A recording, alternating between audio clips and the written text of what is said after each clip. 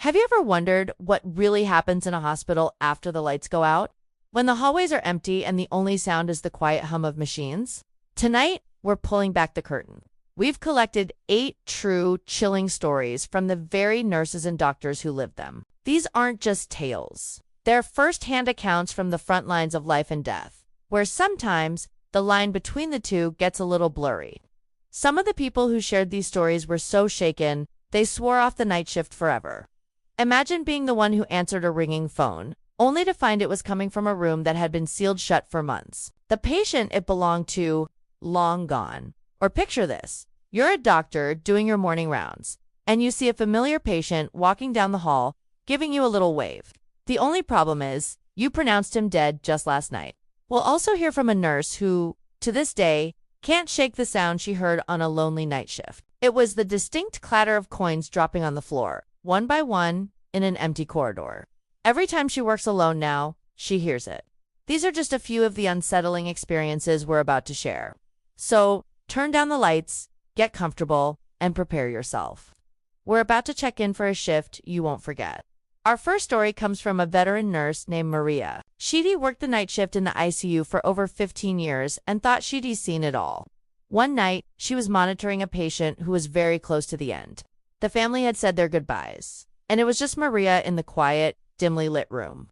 Suddenly, the heart monitor, which had been showing a faint, fading rhythm, flatlined. At that exact moment, the call light above the patient's bed switched on by itself. Maria froze. The patient had been unconscious for days, completely unable to press the button. She went to turn it off, and as her hand reached for the switch, she felt an icy cold breath on the back of her neck. She said it felt like someone was standing right behind her, watching. She turned off the light, left the room, and put in her transfer request for the day shift the very next morning. She never worked another night. Next, let's talk about the sealed room. This happened in an older hospital wing that was being prepared for demolition. A young doctor named Ben was on call, covering the floor next to the abandoned section. The wing was completely locked off. Power cut, everything cleared out. Around 3 a.m., the front desk called him, confused. They said a call was coming from room 413. Ben told them that was impossible. Room 413 was in the closed wing. The nurse insisted, saying the line was active. Curious and a little spooked, Ben grabbed the master key and a flashlight and went to investigate. The hallway was dark, dusty, and dead silent. He found room 413, unlocked the door, and stepped inside. The room was bare except for a thick layer of dust. The phone was on the floor, its cord ripped from the wall. As he stood there, trying to make sense of it, he heard a faint whisper that seemed to come from the phone itself, saying, "Help me." He ran out of there and never went back. The wing was torn down a week later. Now for the patient who wouldn't leave, a seasoned doctor, we'll call him Dr. Evans, had a long and difficult night trying to save a man who'd been in a terrible accident. Despite everyone's best efforts, the patient passed away around 4 a.m. Dr. Evans signed the death certificate and went to catch a few hours of sleep before his morning rounds. Around 7 a.m., he was walking down the main corridor when he saw the very same patient, dressed in a hospital gown, walking towards him from the far end of the hall. He looked peaceful, almost smiling. He gave Dr. Evans a small, thankful nod as he passed by and then just faded away as he turned a corner. Dr. Evans stood there, completely stunned. He checked the morgue. The patient's body was there, untouched. He said it was the most profound and unsettling experience of his career, a final, grateful goodbye from a soul he couldn't save. These stories are a chilling reminder that in places so full of intense emotion, some things just might linger. Thanks for watching. If you have your own story to share, leave it in the comments below. And don't forget to subscribe for more unexplained mysteries. Stay safe out there. These are not urban legends. These are the stories they only tell after they leave the hospital. If you work in healthcare, you might want to watch this with the lights on. Our first story begins with that phone call from room 27. The call came in just after 3 a.m. The unit was quiet, that deep, unsettling quiet you only get on the night shift when the rest of the world is asleep. I was at the nurse's station, charting, when the desk phone rang. My heart jumped. It always does at that hour. It's never good news. I looked at the caller ID and my blood ran cold. Room 27. Now, you have to understand, room 27 was empty. It had been for a week. The last patient in that room, an elderly man named Mr. Abernathy, had passed away peacefully. We'd since had it terminally cleaned, stripped, and prepared for the next admission. No one was in there. So why was it calling? I picked up the phone, my hand trembling slightly. "I see you. This is Sarah," I said, my voice barely a whisper. All I heard on the other end was static, a thick, crackling sound like an old radio between stations. Then, through the noise, a voice. It was weak, raspy, and it said just one word. "Help." I slammed the phone down. My colleague David looked up from his computer. "You okay? You look like you've seen a ghost." I told him what happened. He laughed it off, said it was probably a crossed wire, a glitch in the system. But he didn't see the caller ID I did. "I knew it," said room 27. I tried to forget it, but the feeling of dread wouldn't leave. An hour later, the phone rang again. David answered this time. I watched his face go from skeptical to pale. He hung up slowly and just stared at me. "It was room 27. He whispered. "It asked for a nurse." That was it. We had to go check. Protocol is protocol. But this felt different. We grabbed the master key and walked down the long, silent hallway. Our footsteps echoed. The fluorescent lights flickered overhead, casting long, dancing shadows. As we got closer to the end of the hall, the air grew colder. We both felt it. It was like walking into a refrigerator. We reached the door, room 27. I took a deep breath, and David unlocked it. We pushed the heavy door open and stepped inside. The room was exactly as we'd left it, empty. The bed was perfectly made, the monitors were off, the curtains were drawn. Nothing was out of place, except for one thing. On the bedside table, next to the disconnected call button, sat a small, condensation-filled cup of water. And lying right next to it was the call button itself. It wasn't in its cradle. It was lying on the table, and the little red light on it was blinking. Slowly, on, off, on, off. We both saw it at the same time and just froze. There was no medical explanation. The call bell system was tied to the bed. The bed was unplugged. The room's power was minimal. It was impossible. David, ever the skeptic, reached out to touch the cup. He pulled his hand back instantly. "It's ice cold," he said. We backed out of the room, locked the door, and basically ran back to the nurse's station. We didn't talk about it for the rest of the shift. We didn't have to. The next morning, we told our manager. She listened, stone-faced. And then she told us something that made the hair on my arms stand up. She said this wasn't the first time. For years, nurses on the night shift had been getting strange calls from room 27 when it was empty. It always happened about a week after a patient had passed away in there.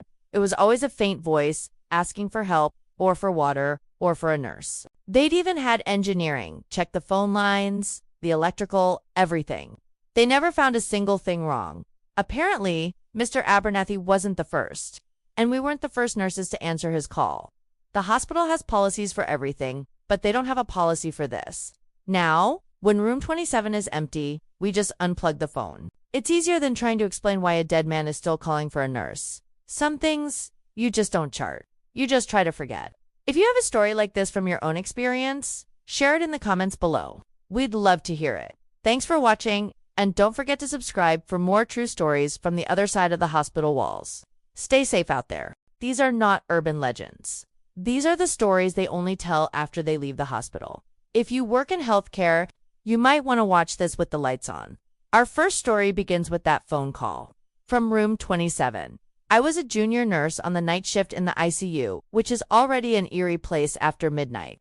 The silence is heavy, only broken by the steady beeping of monitors. Room 27 was empty. It had been for 2 days. The last patient, an elderly gentleman, had passed away peacefully. We had cleaned and prepped the room for the next admission, but for now it was just a dark, quiet space at the end of the hall. It was around 3 a.m., the so-called witching hour, when the nurse's station phone rang. The sound sliced through the quiet. I picked it up. "I see you. This is Sarah." Silence. Just a strange, static-filled hiss. I said hello again, a little louder this time. Nothing. I glanced at the caller ID and my heart just stopped. It read IXT27, room 27. My first thought was, it's a glitch. The hospital was old. The phone system was ancient. Wires get crossed, right? I hung up, my hand trembling just a little. A senior nurse, Maria, looked over at me. "Everything okay?" I told her it was a call from room 27. She just raised an eyebrow and said, "Ah, him. He does that sometimes. Him." I was confused, but before I could ask, an alarm started blaring from another room and we were both running. The rest of the night was busy, and I pushed the weird phone call to the back of my mind. The next night, though, it happened again. Same time, around 3:05 a.m. The phone rings. I see IX227 on the display, and I hesitate. My hand is literally hovering over the receiver. I finally pick it up, and this time, I don't say anything. I just listen, and I hear it, a faint, raspy sound, a whisper. It was so quiet, I could barely make it out. But it sounded like someone was struggling to breathe, trying to say a word. It sounded like water. Now, I was officially freaked out. This wasn't a glitch. I hung up and walked straight to Maria. I told her what I heard. She sighed, her usual no-nonsense expression softening a bit. She told me the patient who passed away in room 27, Mr. Harrison, had been very weak in his final days. One of the last things he kept asking for was a sip of water, but he was on strict fluid restrictions. It was heartbreaking to deny him that one small comfort. Maria looked me dead in the eye and said, "He's just thirsty. Don't be scared. Just tell him you can't, and he'll stop." I didn't believe it. I couldn't. But the next night, I was almost waiting for it. And right on schedule, the phone rang. IX27. I took a deep breath, picked it up, and before the whisper could start, I said, "I'm so sorry, Mr. Harrison, but I can't give you any water right now. Doctor's orders." And then silence. The static hiss was gone. It was just a deadline. The phone in room 27 never rang again on my shifts. I asked other nurses about it later, and a few of them had similar stories. Some heard the call, others heard faint whispers coming from the room as they passed by.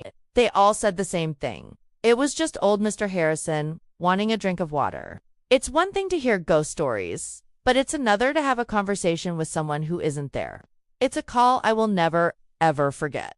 Hospitals are places of transition, births, recoveries, and endings. It seems some people just aren't quite ready to leave when their time is up. Sometimes they just need one last thing. Our next story takes us to the pediatric ward, a place that should be filled with laughter, but can sometimes hold the deepest sorrows. A travel nurse, new to the floor, was assigned a patient, a little girl who loved to draw. Mercy General Hospital, a sprawling campus of hope and healing. But within its walls, some rooms held stories that defied medical explanation. Room 312 was one such place. For the staff, it was just another room. For the patients assigned to it, it was the beginning of a waking nightmare. The story I'm about to tell you comes from a retired nurse, a woman named Michelle, who worked the night shift for over 30 years. She says what happened in room 312 still visits her in her dreams. It began with Mr. Avery, a kind, elderly gentleman recovering from a minor surgery. He was sharp, lucid, and always had a cheerful word for the nurses. But on his third night in room 312, something changed. Michelle was doing her usual rounds, checking vitals, when she found Mr. Avery wide-eyed, his gaze fixed on the empty space at the foot of his bed. His face was pale, beaded with a cold sweat that had nothing to do with his condition. He grabbed her wrist, his grip surprisingly strong. "You see her, don't you?" he whispered, his voice trembling. Michelle followed his gaze, seeing nothing but the sterile white wall and the neatly tucked corner of his blanket. "See who? Mr. Avery? It's just us in here." He shook his head frantically. No. The woman. The tall woman with the black hair. "She's just standing there. She never blinks." Michelle tried to reassure him. She checked the room, opened the closet, even peeked into the bathroom. Nothing. She chalked it up to postoperative confusion, a side effect of the medication. But Mr. Avery was insistent. For the rest of the night, he wouldn't take his eyes off that spot. Every time Michelle came in, he'd point a shaky finger. "She's still there, just waiting." A week later, Mr. Avery was discharged, and a new patient, Mrs. Gable, was moved into 312. She was in for observation, a woman in her late 50s with a no-nonsense attitude. On her very first night, she used the call button. When Michelle arrived, Mrs. Gable was sitting bolt upright in bed. "Nurse," she said, her voice stern, "can you please ask that visitor to leave? It's well past visiting hours." Michelle's heart skipped a beat. "Visitor, Mrs. Gable. There's no one else here." Mrs. Gable scoffed. "Don't be ridiculous. That tall woman standing by the window. She's been there for an hour, hasn't moved a muscle. It's unnerving." Michelle turned to the window. All she saw was the reflection of the dimly lit room. But when she turned back, Mrs. Gable's eyes were wide with fear. "She has such dark hair, and she's staring right at me." This became a pattern. Patient after patient, regardless of age, gender, or ailment, reported the same thing in room 312. A tall woman, long ink black hair, standing perfectly still, usually at the foot of the bed or by the window. And the most chilling detail, repeated by everyone, she never, ever blinked. The hospital staff started calling her the Watcher. They'd joke about it nervously in the break room, but no one wanted to be the one to answer a call from 312 in the middle of the night. The room itself seemed to react to her presence. The temperature would drop suddenly, a bone-deep cold that had nothing to do with the thermostat. Lights would flicker and die for no reason. The sensitive cardiac monitors would often go haywire, tracing erratic patterns on the screen even when the patient was perfectly calm. Technicians were called in multiple times. They checked the wiring, replaced the equipment, but could never find a logical fault. The disturbances only ever happened in room 312. Then, Mr. Avery was readmitted. This time, his condition was much more serious. By a cruel twist of fate, the only available bed on the ward was in room 312. When they wheeled him in, a look of pure terror crossed his face. "Not this room," he pleaded. "Please, anywhere but here. She's waiting for me." The staff tried to calm him, but it was no use. For 2 nights, Mr. Avery barely slept. He refused to be alone, constantly ringing the call bell. Michelle spent as much time with him as she could. He'd grip her hand and stare past her, his eyes locked on the foot of his bed. "She's closer this time. Michelle," he'd rasp. I think she wants something." On the 3rd night, the atmosphere in the room felt different. It was heavier, suffocating. The air was unnaturally cold, so cold that Michelle could see her own breath. Mr. Avery was quiet, his breathing shallow. He was hooked up to a full cardiac monitor. Its steady beep, the only sound in the oppressive silence. Michelle was updating his chart at the small desk in the corner when the rhythmic beeping suddenly stopped. It was replaced by a single, piercing, continuous tone. Flatline. Adrenaline surged through Michelle. She and another nurse rushed to the bed, beginning emergency procedures. But as she looked up past her patient, she froze. For the first time, she saw her, just as everyone had described. A tall, impossibly thin figure stood right where Mr. Avery had always pointed. She wasn't solid, more like a distortion in the air, a shadow carved out of the darkness. Long, black hair fell around a featureless face. There were no eyes, no mouth. But Michelle felt a gaze on her that was ancient and full of a terrible stillness. The cold in the room emanated from the figure, a wave of pure dread that made the hair on her arms stand up. The team worked on Mr. Avery, but it was hopeless. The doctor called the time of death at 3:14 a.m. As Mr. Avery took his last, final breath, the shadow at the foot of the bed seemed to waver, like smoke in a breeze. It didn't walk away or fade. It simply dissolved. And in that exact instant, the suffocating cold vanished. The warmth of the hospital rushed back into the room. So suddenly it was jarring. The faulty monitor, which had been silent, suddenly beeped back to life with a normal sinus rhythm, as if it had a ghost signal. But the bed was empty of life. After that night, no one could deny what was happening in room 312. The story of what Michelle saw spread like wildfire among the hospital staff. The official report listed cardiac arrest as the cause of Mr. Avery's death. But everyone who was there knew something else had been in that room with him. The hospital couldn't officially close the room, but the nurses found ways. They'd claim it was being deep cleaned or that the plumbing was faulty. New patients who were assigned to it would almost immediately complain of an intense, unnerving feeling of being watched. They'd ask to be moved, and the staff would quickly oblige. Eventually, room 312 was quietly converted into a storage closet. It was better to lose a bed than another patient. Michelle did some digging in the hospital archives. Decades ago, long before her time, a woman had died in that very room. Her records were sparse. A young woman with no family listed, admitted for an unknown illness.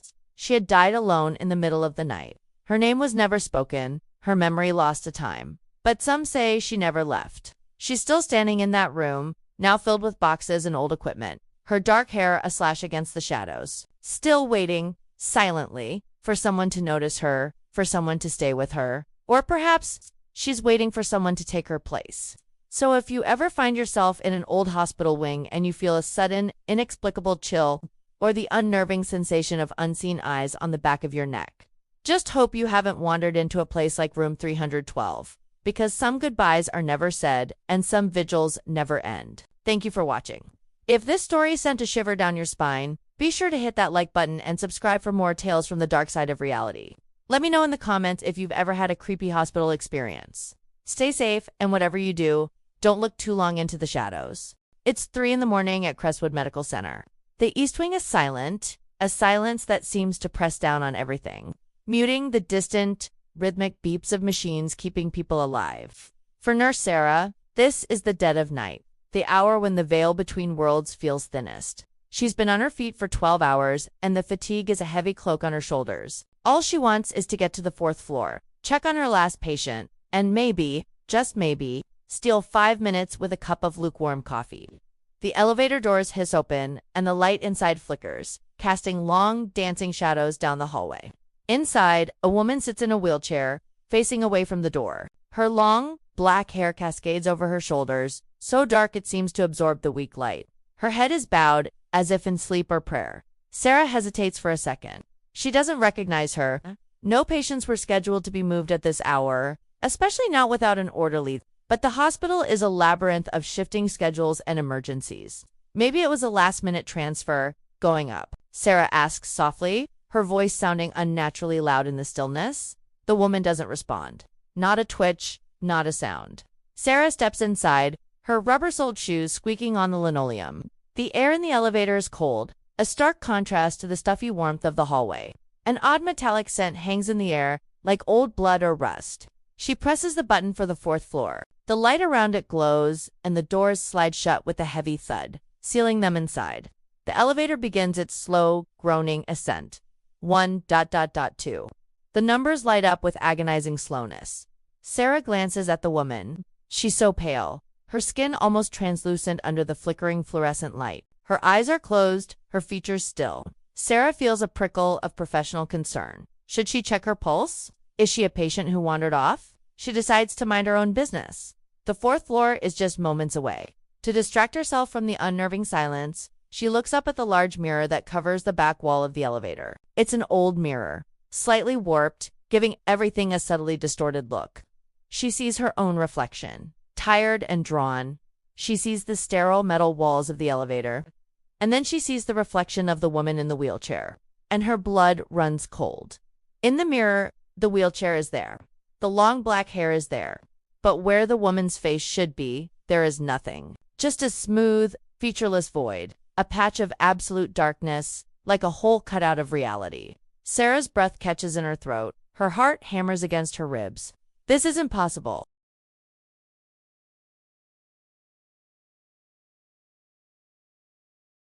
She tears her eyes away from the reflection and forces herself to look directly at the woman. She's still there, exactly as before. Head bowed, eyes closed. A perfectly normal, if eerily still, person. Sarah's logical, nurse's brain screams at her. It's the exhaustion. It's the stress. You're hallucinating.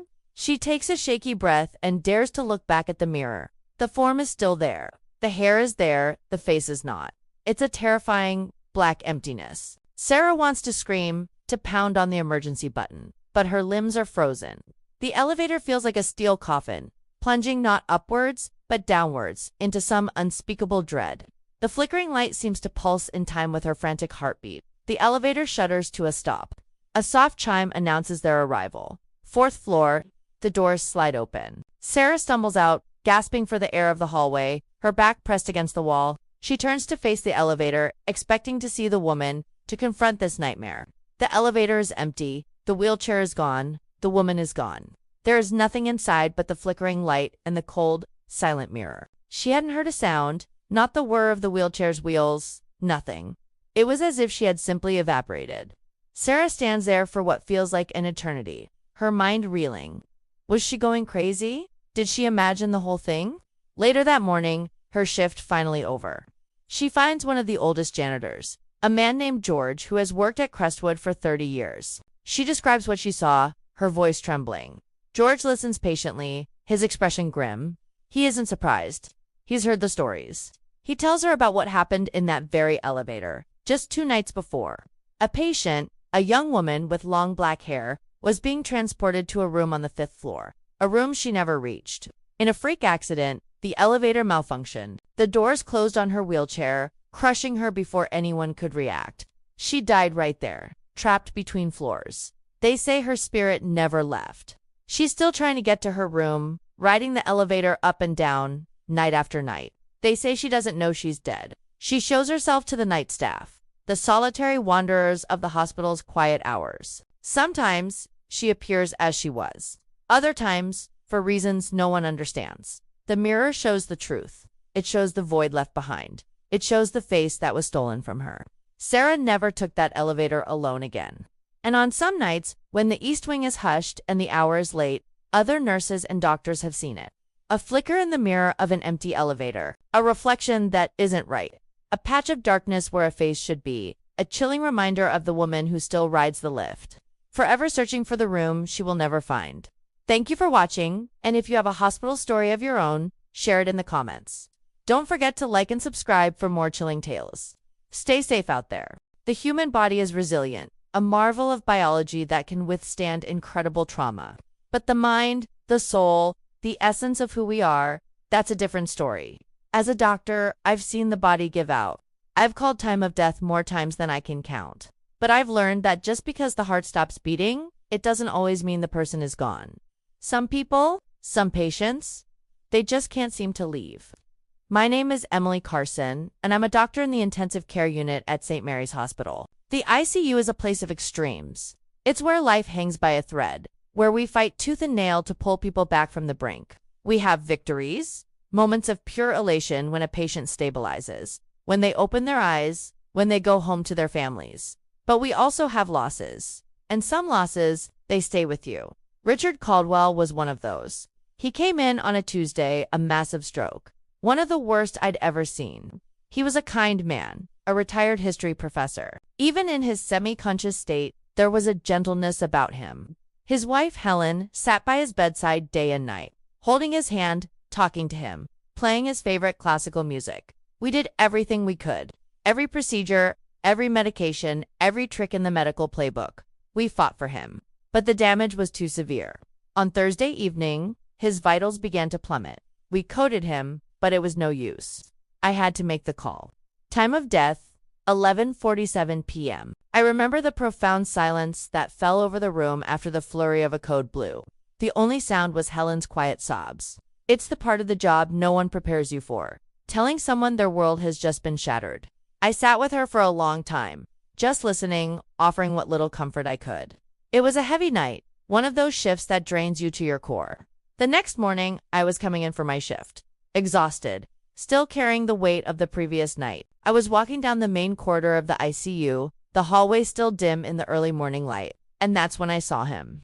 Standing at the far end of the hall, near the nurse's station, was a figure. It was Richard Caldwell. My heart stopped. It couldn't be. I'd pronounced him dead myself. He was wearing the same standard issue patient gown, but he looked different, pale. So pale, he was almost transparent. The fluorescent lights of the hallway seemed to shine right through him. A cold mist, like you'd see on a frosty morning, seemed to swirl around his feet, even though the hospital air was warm and sterile. I blinked, rubbed my eyes. Maybe it was the lack of sleep, the stress, a hallucination. But he was still there. He looked at me. His expression wasn't angry or frightening. It was just sad, a profound, bone-deep sadness that seemed to chill the air around me.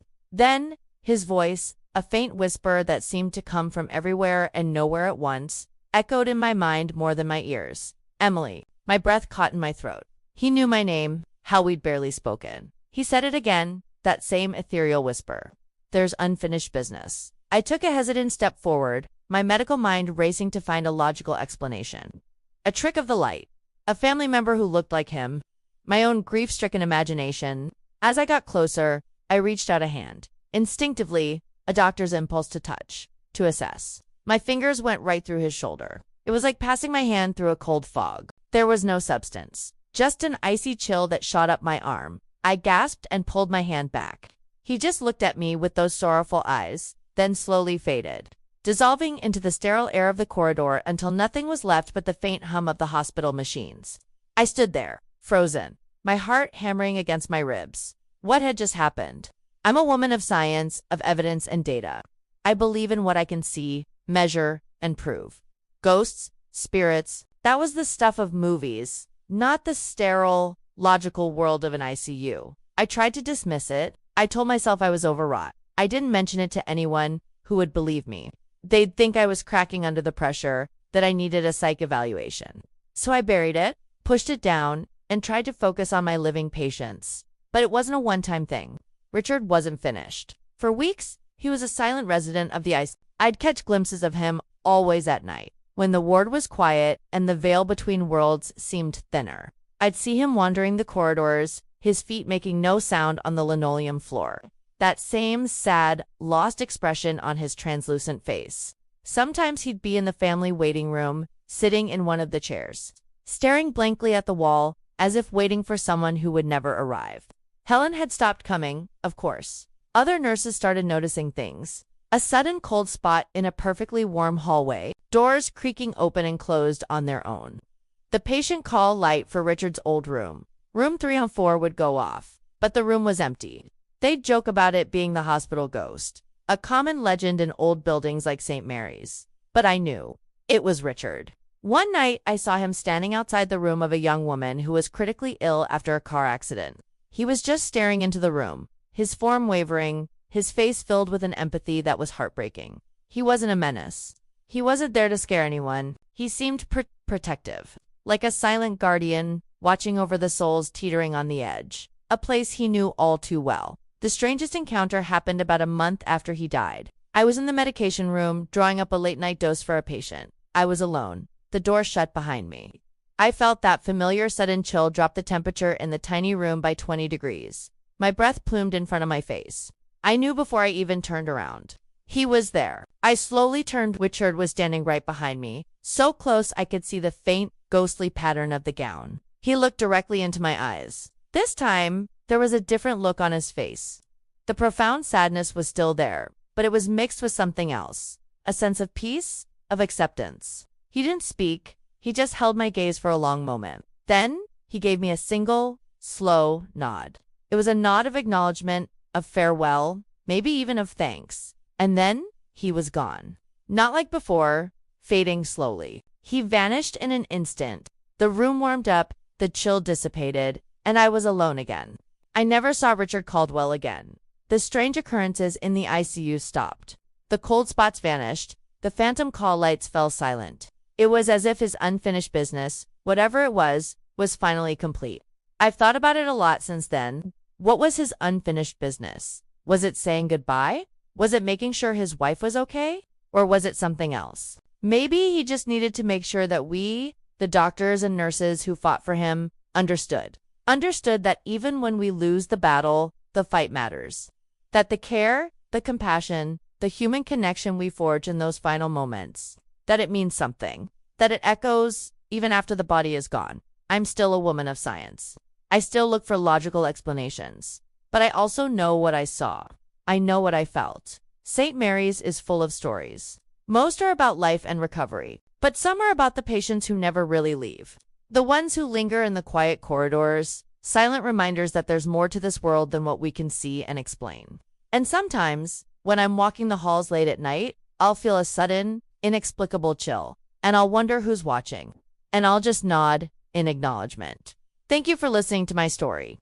It's a reminder that the bonds we form are powerful, and sometimes they transcend even life and death. If you have your own stories or thoughts, please share them in the comments below. And don't forget to subscribe for more tales from the places where the ordinary meets the unexplained. Stay safe and take care. They say every old hospital has its ghosts, but at Riverside General, one spirit is more than just a fleeting shadow. His name was Dr. Harold Benson, a surgeon known for two things: his steady hands and the old leather pouch he always carried. It was filled with old coins, and you could always hear him coming down the long corridors by their soft, rhythmic clinking. He was a fixture, a comforting presence, until one day he just wasn't. A sudden illness forced him into an early retirement, and not long after, Dr. Benson passed away. The halls of Riverside grew a little quieter, a little sadder. But the silence didn't last. The hospital eventually closed its old surgical wing, locking the doors on a place filled with memories of both triumph and tragedy. That's when the stories started. Late shift nurses, sitting at their news stations down the hall, began to hear it. A faint but unmistakable sound drifting from behind the sealed doors of the old wing. A soft, metallic clinking. Sometimes, it was accompanied by the sound of slow, measured footsteps, the kind a doctor makes doing his late-night rounds. Many nurses tried to dismiss it, blaming the old building's groans or the wind whistling through cracks. But the sound was too specific, too familiar. It was the sound of Dr. Benson's coins. One evening, a young nurse named Sarah was finishing her shift. The hospital was quiet, the air heavy with the sterile scent of antiseptic. As she walked past the entrance to the closed surgical wing, she heard it clearly. Clink, clink, clink, followed by the shuffle of feet. Goosebumps prickled her arms. Curiosity, or maybe a bit of foolish bravery, got the better of her. She pushed gently on the heavy double doors. They were locked tight. Peering through the small wire-glass window, she saw nothing but a long, dark corridor, bathed in the eerie blue glow of moonlight filtering through the dusty windows. The clinking sound seemed to be fading, moving away from her, deeper into the abandoned wing. The next night, a veteran nurse named Maria was on duty. Maria had worked with Dr. Benson for over a decade. She remembered him fondly, his kind eyes and the quirky habit of his clinking coins. As she was doing her paperwork, she heard the sound. It was closer this time, just on the other side of the wall. She wasn't scared, just sad. Still making your rounds, Harold, she whispered into the quiet room. The clinking stopped just for a moment before resuming its slow, steady pace down the hall. Over the weeks, it became a common occurrence for the night staff. Some even claimed to have seen him. A fleeting glimpse of an elderly man in a white coat, a ghostly figure walking the dark corridors, the leather pouch of coins swinging gently at his side. He never seemed to notice them, forever lost in his final, eternal rounds. One night, things took a more personal turn. A nurse, let's call her Clara, was known for her skepticism. She laughed off the ghost stories, calling them a product of tired minds and overactive imaginations. As she was leaving her shift, just as the sun was beginning to rise, she saw something glinting on the floor right outside the nurse's station. She bent down and picked it up. It was a single, old coin, worn smooth by time and touch. It was heavy in her palm and strangely cold. She didn't know why, but instead of turning it into lost and found, she slipped it into her pocket. A strange little souvenir. Clara drove home, the coin a heavy weight in her pocket. She forgot about it as she went about her evening, making dinner, watching TV. But as she got ready for bed, the familiar exhaustion of a long shift setting in, she heard it. A faint, metallic clinking. It seemed to be coming from outside her apartment door. She froze, listening. Clink, clink, clink. It was the exact sound the other nurses had described. Her heart began to pound. This couldn't be real. She lived on the third floor of a secure building. She crept to the door and looked through the peephole. The hallway was empty. The sound stopped. Shaking her head, she tried to rationalize it. It must have been a neighbor or something from the apartment below. She went back to her bedroom, but she couldn't shake the feeling of being watched. That night, she had a terrible dream. She was walking down the dark, abandoned surgical wing at Riverside. The air was cold, and the only light came from the moon, casting long, distorted shadows on the floor. In the distance, she saw a figure in a white coat walking away from her, and she heard the sound, the clinking of coins, getting louder and louder, echoing in the claustrophobic hallway. She woke up in a cold sweat, the sound of clinking still ringing in her ears. She sat up in bed, her room silent and dark. But then she heard it again. Not in her head, not from the hallway, but from right there in her bedroom. Clink, clink. It was coming from her bedside table, where she'd left her purse. Her hand trembled as she reached for the lamp. The light flooded the room, and the sound stopped. Inside her purse, she found the old, worn coin she'd picked up at the hospital. The next day, Clara returned to work, her face pale and her eyes wide with a fear she could no longer deny. She walked straight to Maria, the veteran nurse. Without a word, she opened her palm and showed her the coin. Maria's eyes widened in recognition. "You found one?" she said softly. "He leaves them sometimes." A little reminder that he's still here, still watching over his hospital. Clara told her what had happened, how the clinking had followed her home.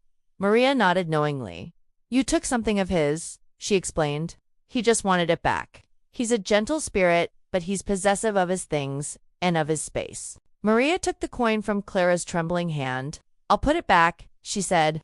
"Leave it for him where he can find it." That evening, just before her shift ended, Maria walked to the locked doors of the old surgical wing. She knelt down and slid the worn coin under the door. "Here you go, doctor," she whispered. "It's back where it belongs." As she stood up, she heard it one last time. A soft, rhythmic clinking from the other side of the door, accompanied by the slow shuffle of footsteps, fading away into the darkness of the abandoned corridor.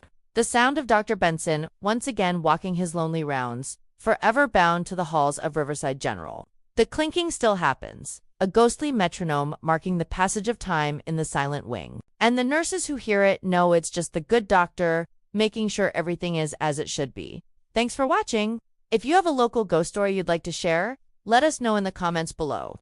And don't forget to like and subscribe for more chilling tales. Everyone said James Monroe had the most peaceful death they'd ever seen in the oncology ward. His wife, holding his hand, managed a watery but genuine smile through her tears. The chaplain, who'd just finished administering the last rites, left with a sense of calm, believing James had found his peace. The machines beeped their final mournful tone, and the line on the heart monitor went flat. The room fell into a reverent silence. But I saw it. I'm Rachel, a nurse on this ward for 7 years. And what I saw in that room, after the silence fell, changed everything. In the quiet hum of the machinery powering down as James's wife sobbed softly into his still hand, I noticed something in the far corner of the room. A flicker of movement. It was dark over there, away from the weak glow of the bedside lamp. At first I thought it was just my tired eyes playing tricks on me. Long shifts do that to you. You see shadows where there are none. But this shadow didn't waver. It solidified. It was a figure, standing there almost impossibly still. It wore a standard issue hospital gown, the same pale blue one James was wearing. It was tall, gaunt, its form indistinct in the gloom. My heart started a frantic drumbeat against my ribs. I tried to rationalize it. Maybe it was a family member who had slipped in unnoticed. But that didn't make sense. The door was closed. I was standing right by it. No one had come in. I blinked hard, trying to clear my vision. The figure was still there. And then it moved. It glided, without a single sound, from the corner of the room to the side of James's bed. It didn't walk. It was more like it floated an inch above the linoleum floor. An unnatural cold seeped into the room, a chill so deep it felt like it was coming from inside my bones, a stark contrast to the stuffy, heated air of the hospital. I could see my own breath fog in front of my face. James's wife didn't seem to notice. She was lost in her grief. The figure reached out a long, skeletal hand and placed it gently over James's, right on top of his wife's. She shivered, pulling her shawl tighter, but she didn't look up. She probably thought it was just a draft, but it wasn't a draft. I knew it wasn't. The figure was now holding James's hand, a grotesque parody of his grieving wife. Then, very slowly, as if moving through thick water, it turned its head. It wasn't a family member. It wasn't another patient. I couldn't see a face, not really. Just a smooth, pale expanse of skin where features should have been. And then I saw the eyes. Or rather, the absence of them. Two gaping, black voids that seemed to drink the light from the room. They weren't empty like a doll's eyes. They were empty like a starless night sky, an endless abyss. And they were looking directly at me. A scream was trapped in my throat, a solid lump of pure terror. I couldn't move, I couldn't breathe. It felt like the air had been sucked out of the room, replaced by that bone-deep cold. The figure just stood there, holding James's hand, its black eyes locked on mine. It felt like an eternity, but it was probably only a few seconds. There was no expression, no malice, just a void. A presence that felt older than the hospital, older than the city, older than time itself. It was as if I was looking at something that shouldn't exist, something that the human mind was not built to comprehend. Then, as silently as it had appeared, it began to fade. Not all at once, but piece by piece, like smoke dissipating in the wind. The hospital gown, the skeletal hand, the featureless face, and finally, those terrifying empty eyes. And as it vanished, the warmth slowly, reluctantly, began to creep back into the room. The cold didn't just leave. It felt like it was being pushed out by the returning heat. I finally managed to gasp for air, my lungs burning. My entire body was trembling uncontrollably. James's wife finally looked up, her face streaked with tears. "He's gone, isn't he?" she whispered. I could only nod, my voice completely gone. I helped her make the necessary calls, went through the motions of postmortem care, but my mind was a million miles away, replaying that silent, horrifying scene. The official report would say James Monroe died peacefully at 10:42 p.m. from complications of his illness. But I knew what really happened. Something had come for him. Something that wore a hospital gown and had eyes like black holes. For the next 3 days, room 308 remained unnaturally cold. Maintenance checked the heating vents multiple times. They found nothing wrong. They replaced the thermostat. Still, nurses who went in to clean the room complained of a persistent, bone-chilling cold that no amount of blankets or portable heaters could fix. They called it the Monroe chill. On the 4th day, the temperature suddenly returned to normal, as if a switch had been flipped. But I knew it wasn't a faulty thermostat. I tried to tell my supervisor, Dr. Evans. I told him about the figure, the cold, the empty eyes. He listened patiently, then put a kind hand on my shoulder and suggested I take some time off.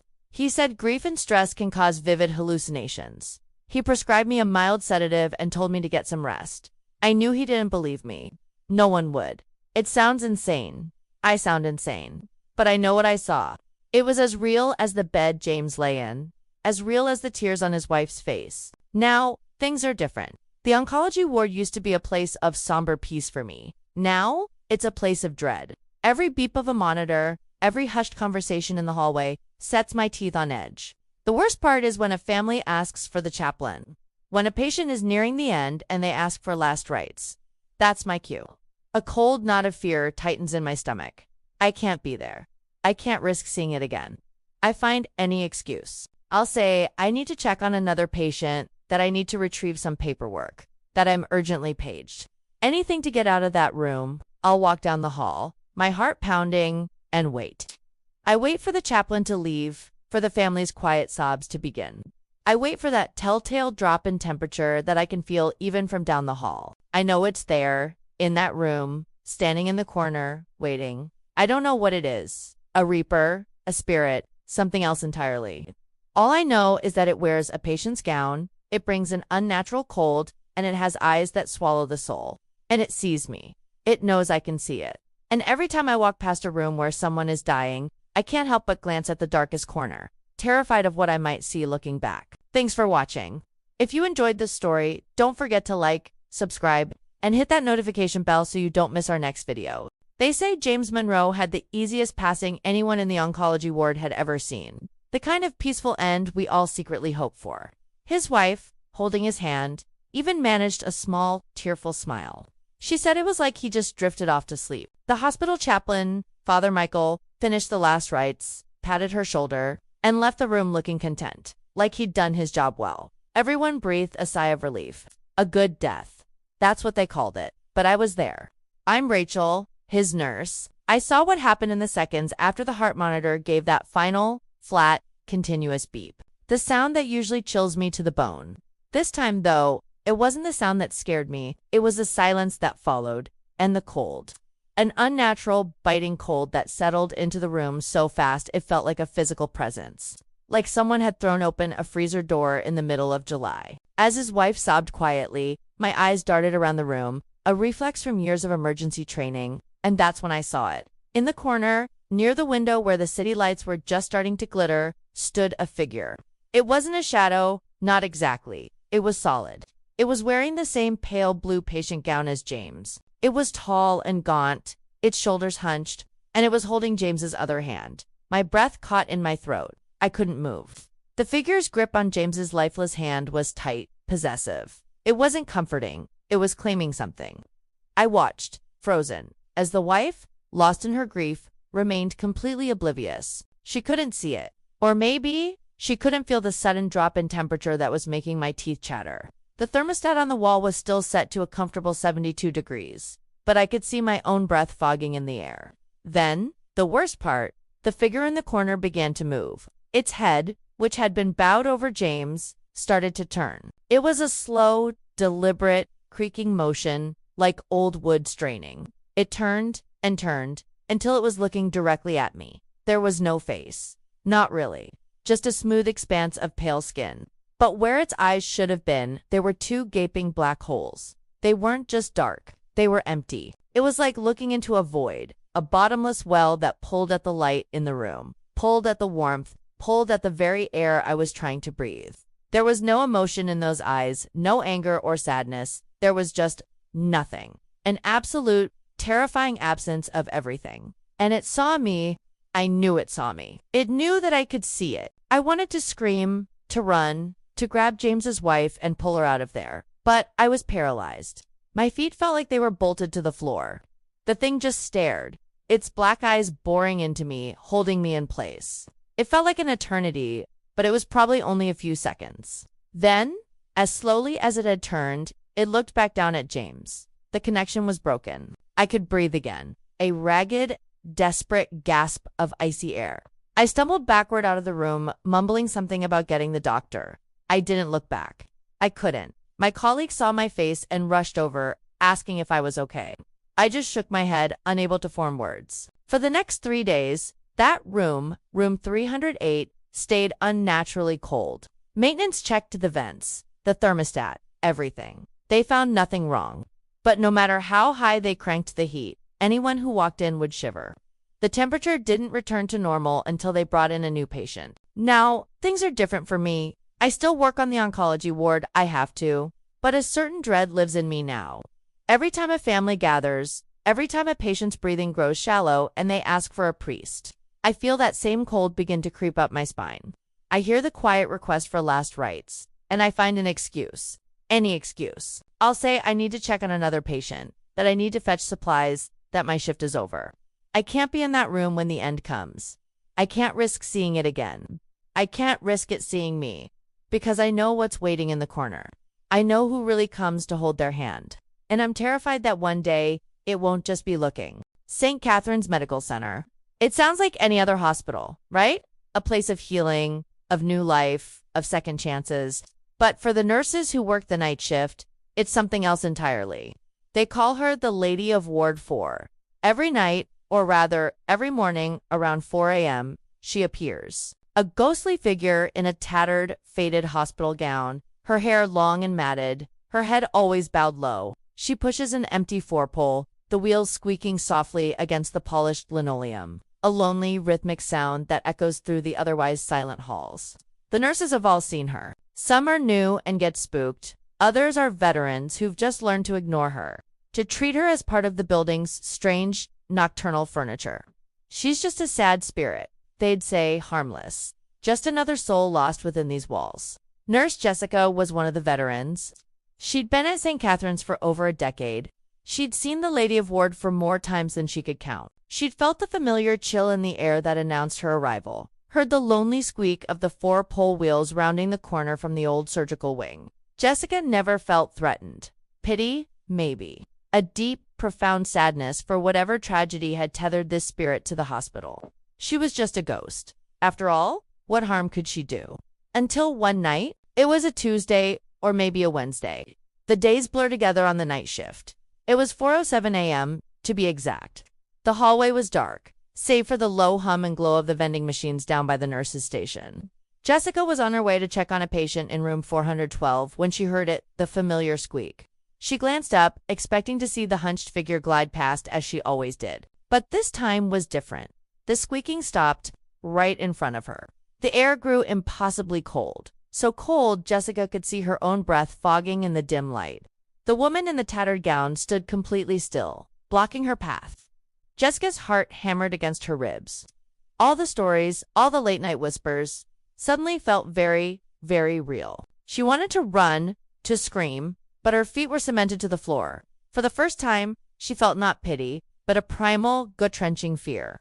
The figure didn't move for what felt like an eternity. Then, slowly, so slowly, the ghost began to lift her head. Jessica held her breath, her eyes wide, staring at the matted hair parting to reveal the face underneath. And then she saw it. The face was pale, gaunt, etched with lines of pain and exhaustion, but the eyes, the nose, the shape of the mouth, it was all horrifyingly familiar. It was her own face. Jessica, but 20 years older, ravaged by time and some unseen illness. The IV line wasn't empty. It was connected to a port in the ghost's own arm, a single drop of clear liquid hanging at the needle's tip. In that frozen moment, Jessica understood everything. The ghost wasn't just wandering. She wasn't lost. She was waiting. For her. The woman wasn't a memory of someone who had died in the hospital. She was a premonition, a warning of a future waiting for Jessica in that very same building. Jessica didn't even finish her shift. She walked straight to the charge nurse's office, her hands shaking, her face as white as the ghosts she'd just seen. She turned in her badge and her keys and walked out of St. Catherine's Medical Center for the last time. She never went back. And Jessica's story isn't the only one. I've collected 8 stories just like this, from 8 different hospitals across the country. 8 nurses and doctors who will never, ever work a night shift again. From a surgeon in Chicago who saw his own reflection in a darkened operating theater, only the reflection was holding a scalpel to its own throat, to a pediatric nurse in Miami who heard a child calling her name from an empty playroom. A child who had her exact, unusual birthmark on his cheek. The details are different, but the core of the story is always the same. A glimpse into a future they can't unsee. So, if you're watching this and you're a healthcare worker, I have one piece of advice. Trust your gut. When that little voice in the back of your head tells you something is wrong, when the hairs on your arm stand up for no reason, when you feel a chill in a perfectly warm room, listen to it. Because sometimes the patient chart isn't the only thing that follows you home from a long shift. Sometimes it's a warning of what's waiting for you if you stay. Thanks for watching. If this story made you think twice about working the night shift, drop a like on this video. And let me know in the comments if you have a hospital story of your own. Subscribe for more stories from the dark side of the medical world. I'll see you in the next one. Stay safe out there, especially after midnight.